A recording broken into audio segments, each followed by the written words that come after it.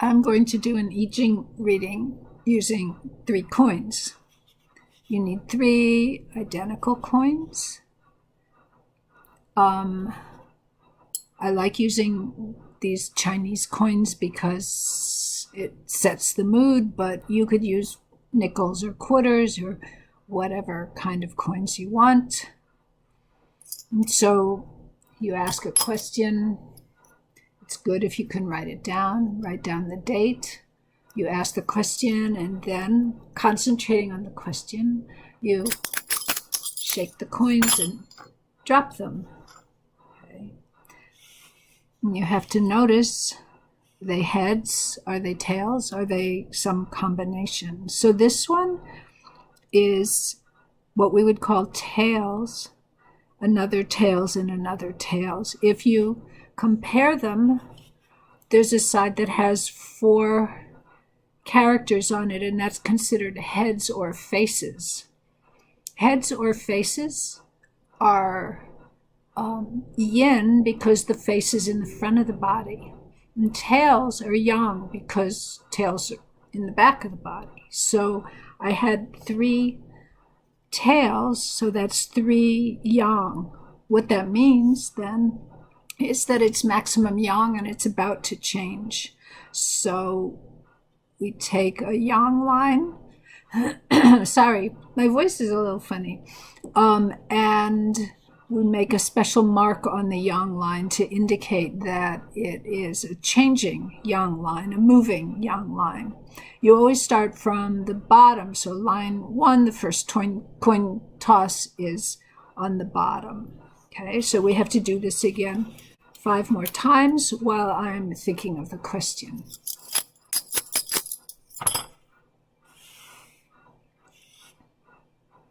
So, again, I've got a changing yang line, 3 tails.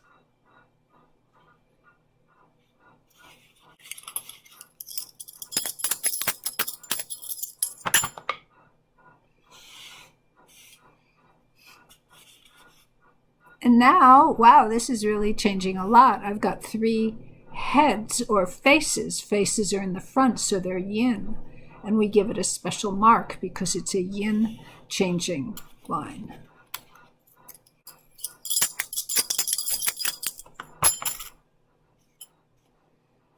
Finally, I've got a non-changing line. So I've got 1 tail and 2 heads. The tail is yang, so that means it's a plain yang line.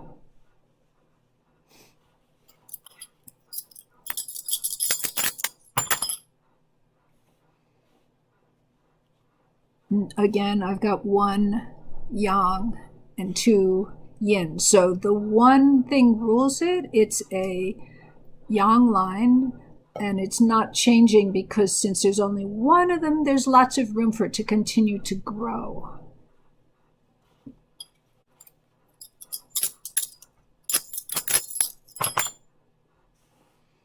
Okay, and yang, yin, yin, yang again. So this is kind of an interesting hexagram. I've got a changing yang, a changing yang, a changing yin. Then I've got a non-changing yang, yang, yang. So this would be qian gua on the top, and on the bottom, yang, yang, yin is dui gua. So I've got heaven over the marsh. Okay, the next part is all the changing lines change to their opposite. So this yin changing line changes to a yang line, and these 2 yang changing lines change to yin lines. And again, I'm going to mark down this yin on the bottom, yin, and then 4 yang lines.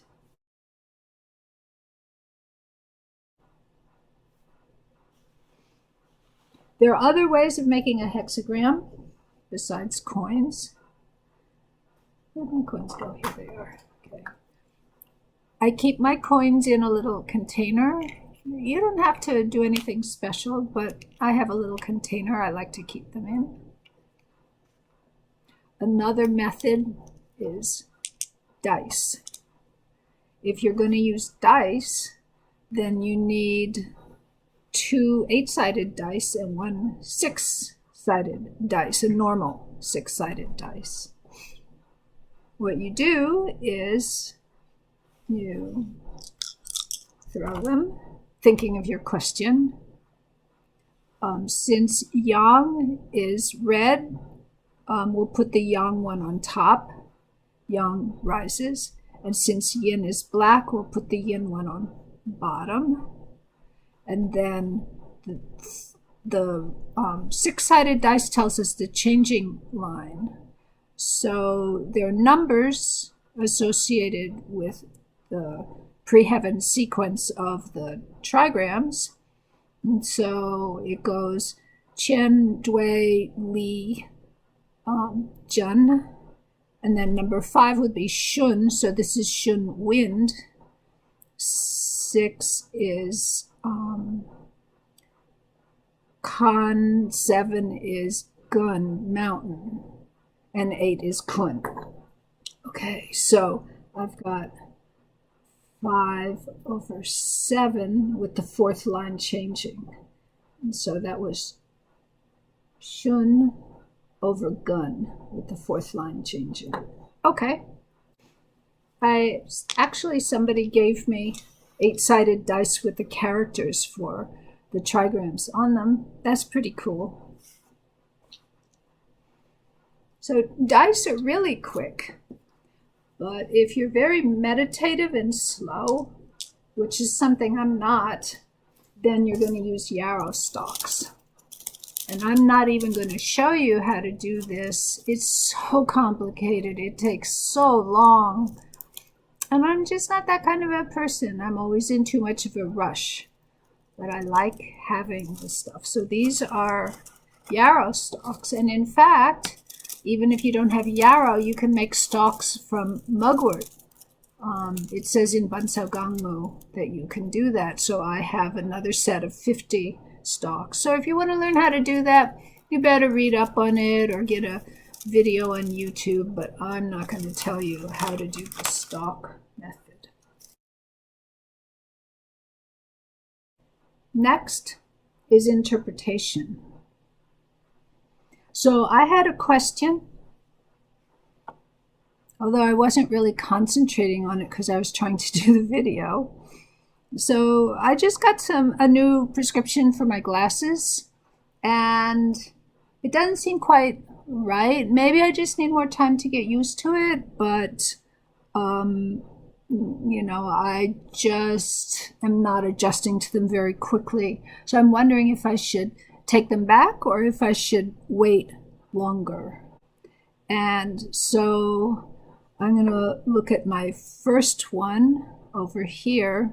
By the way, this is upside down for me, so if I'm doing something wrong, that will explain it. The first thing we have to do then is to figure out what hexagram this is. And so, well, you need a chart. For example, this book has this chart. So you need a chart like this. And then you have to find out, let's see, on the top, I have 3 yang lines, which is Qian. So I'm going to read from this column going down. And on the bottom, I have yang, yang, yin, which is Dui. So I've got this row. And so if you look where the column of Qian and the row of Dui intersect, then it's hexagram number 10, which I believe is Lu, treading. Okay, so I'm going to write here, I told you it's upside down, I'm going to write hexagram number 10. We also want to look at the changed one. So again, oops, I lost it, here it is. Again, I'm going to look at this diagram, and we still have Qian on the top. And then on the bottom, we have yin, yin, yang. Okay, so Here's yin, yin, yang. So that's when we look from qian going down and gun going across. That's number 33.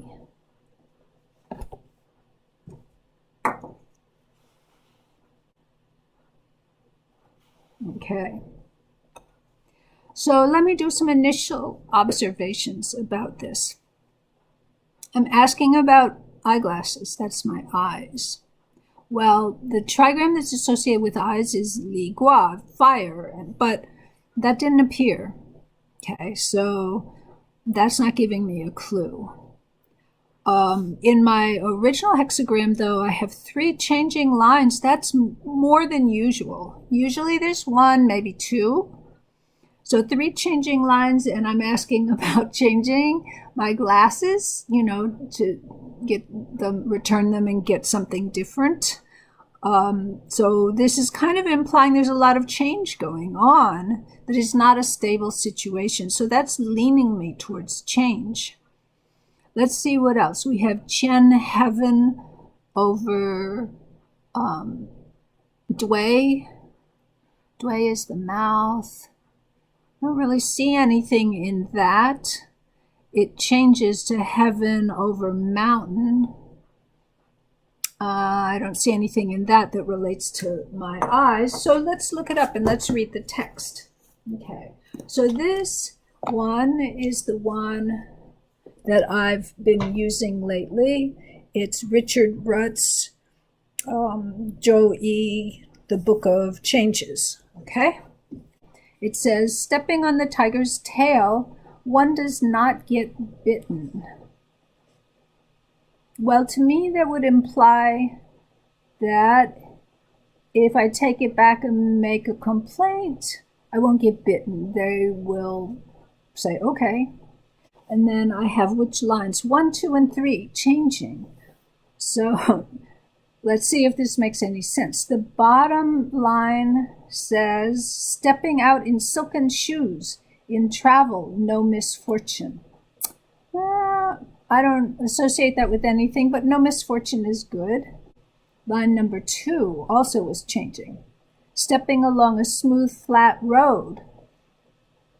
Augury for a prisoner, auspicious. Well, again, I don't know that has much to do with glasses, but it's saying auspicious. And finally, line number 3. Ooh, sight returns for eyes that fail, and stepping out for feet that ail. Oh, he's making it rhyme. Stepping on a tiger's tail, one gets bitten, disastrous.